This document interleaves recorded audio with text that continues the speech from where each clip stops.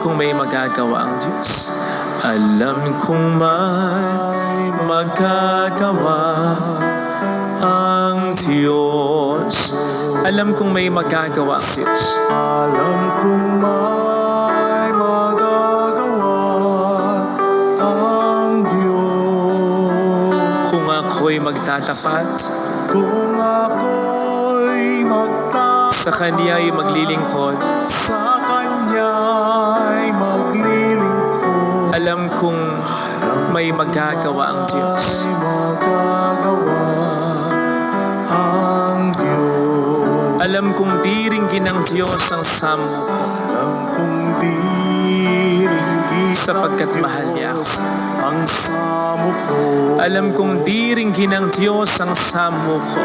Alam kong diringgin ng Diyos ang samo ko. Kung ako'y magtatapat, Kung ako'y sa Kanya'y maglilingkod, sa Kanya'y maglilingkod, alam kong diringgin ng Diyos ang sammo ko. Pikit natin ang ating mga mata. Diyos ang samo ko. Panginoon, hindi ko pong masyadong alam kung ano ang mga nangyayari ngayon sa bansang ito. Hindi ko rin alam kung kailan sinasabing pumasa ang bill ng diborsyo. Pero nakapangingilabot na kung kailan ko nalaman ito, sakto yung ebanghelyo. Tungkol sa pag-aasawa, tungkol sa pagtutol mo sa diborsyo. Para bang sinasabi mo sa amin ngayon, ayaw ko nang ginawa ninyo. Ayaw ko nang ginawa ninyo. Maawa ka po sa amin, Panginoon. Hallelujah.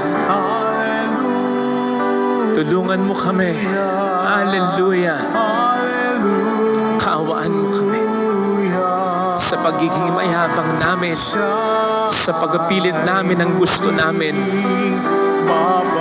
sa pagsubay namin sa kalooban mo para sa amin. Hallelujah.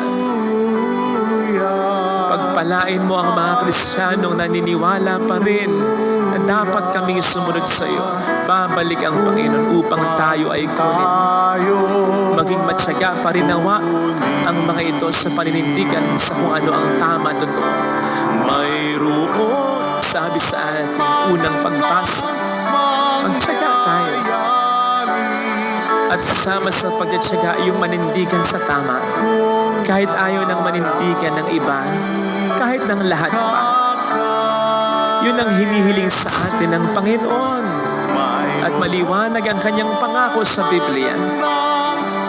Kapag tayo nanindigan sa Kanya dito sa lupa, sa langit para sa atin maninindigan. Kung lalapit kay Jesus. Papuri sa Ama at sa Anak sa Espiritu Santo. Kapara na sa unang-una, ngayong magpakailanman, magpasawalang hanggan. Amen.